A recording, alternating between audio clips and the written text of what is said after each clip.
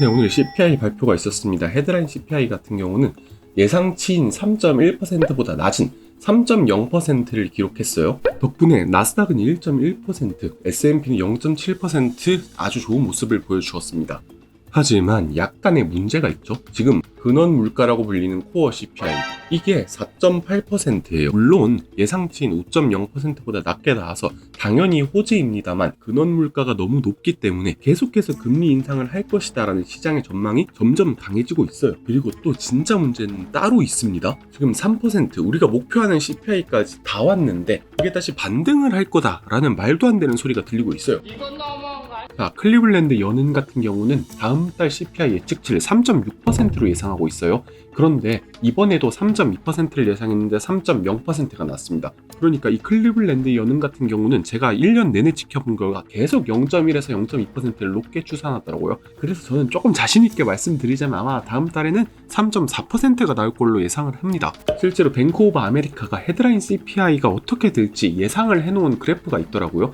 지금 보시면 9.1에서 3.0까지 아주 드라마틱하게 내려왔어요. 그 이유는 다들 아시다시피 기저효과 때문이었죠. 자, 21년부터 22년 7월까지 CPI가 7% 올랐어요. 진짜 말도 안 되는 상승이었죠. 그런데 그때 오른 그 기저효과 때문에 1년 동안 9.1에서 3.0까지 진짜 폭풍을 하락을 했습니다. 그럼 향후 1년은 어떻게 될까요? 네, 여기서 또 기저효과가 작용이 되는 거예요. 22년 인플레이션이 빠르게 둔화된 게 오히려 23년의 인플레이션에서는 그 기저효과로 다시 오를 수 있다는 말이겠죠. 자, 지금부터는 전년 대비가 아닌 전월 대비로 CPI를 계산을 해보겠습니다. 만약에 전월 대비 0% 오른다고 가정할 때는 CPI는 계속 떨어질 거예요. 올해 말이면 거의 2.0%까지 떨어진다고 보고 있어요. 그런데 이 CPI가 전달 대비 0.3% 오른다고 생각하면 올해 말에는 CPI가 4.6%까지 오히려 더 올라간다는 말이거든요. 만약에 그럴 리는 없겠지만 전달 대비 0.5%가 올라간다면 6.1%.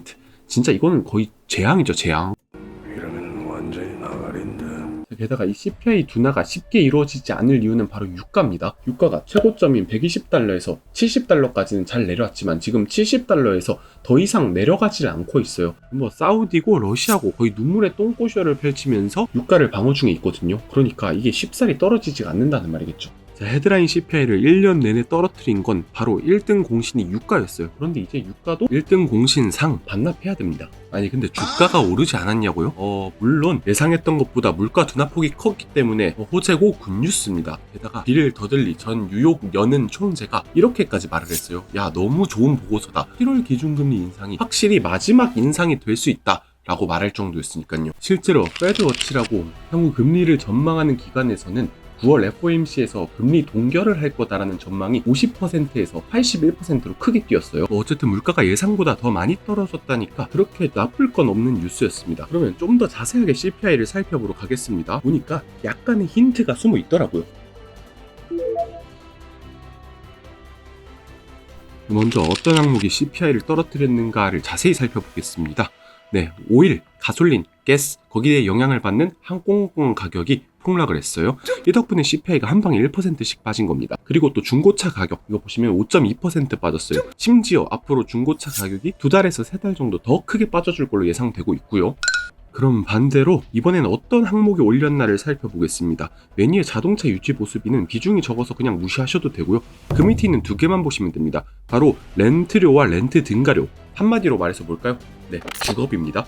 이게 연율로 8%에서 7% 올랐다니까 와, 이거 졸라 많이 오른 거 아니냐고요? 네, 맞습니다. 실제로 이번 코어 CPI 5% 오른 것 중 4%는 다 얘네가 올렸습니다. 이놈들이 지금 1년 내내 뻗대고 있다 이 말입니다. 덕분에 물가가 지금 곱창이 나 있고요. 그래도 다행인 점은 연율로 8% 오른 게 전달 대비로 하면 거의 0.45% 오른 거고 이게 1년 반 동안 최저 수준이라는 거예요. 게다가 주거비의 경로는 이미 정해져 있습니다. 이 시차라는 게 있기 때문에 실제 부동산 렌트료 추이를 고려하면 24년쯤에는 전달 대비 거의 0.1% 오르는 수준으로 떨어질 거라는 거예요. 이 정도면 코어 CPI 기준으로는 거의 1% 이상 떨어뜨릴 수 있단 말이죠. 뭐 결국에는 이렇게 물가가 완만하게라도 잡힐 수 있다. 결국 연착륙할 것이다 라는 전망이 우세지면서 주가가 올랐던 거예요. 그리고 이 연착륙 전망이 강해졌다. 이게 뭘 의미하나요? 먼저 경기 침체를 우려해서 하락했던 유가 가격을 오히려 밀어 올릴 겁니다. 하루 만에 WTI 원유 기준 3% 올랐습니다. 그리고 최종금리가 낮아짐에 따라 바로 반응하는 녀석들이 있겠죠? 네, 바로 채권. 2년물 채권 금리 보시면 거의 15bp가 급락했어요.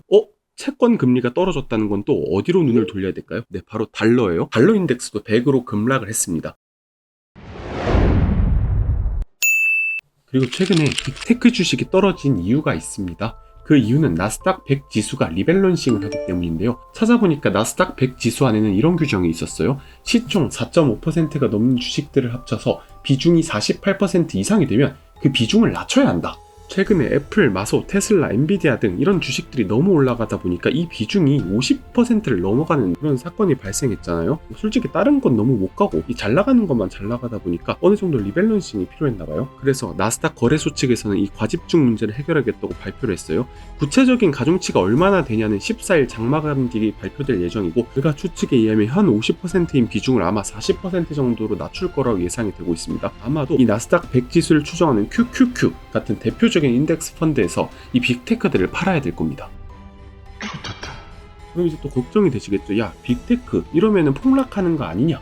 QQQ 같은 펀드가 상당히 큰 펀드이긴 하지만 그래봤자 펀드 잔액이 2천억 달러밖에 안 됩니다. S&P를 추정하는 VO나 SPY에 비하면 현저히 작은 금액이기 때문에 여러분이 우려하시는 것만큼 많이 빠지진 않을 거예요. 실제로 웰스파고에서 이미 계산을 해놨더라고요. 비중 축소 같은 경우는 마이크로소프트는 1.8%, 애플 같은 경우는 1.7%, 나머지는 1% 정도의 비중 축소가 있을 예정입니다. 크게 우려할 정도는 아니라고 보여집니다. 자, 이번 CPI 발표는 어떻게 잘 나왔어요. 그런데 목요일은 델타항공, 그리고 금요일 날은 거대 금융주 블랙락, 스테이트스트리트, 시티은행, 유나이티드 헬스, 거기다 JP 모건까지 이 정도만 나와도 어느 정도 실적 시즌의 향방이 나올 거예요. 그러면 그 다음 컨텐츠로 찾아뵙겠습니다. 지금까지 월스트리트 테크남이었습니다.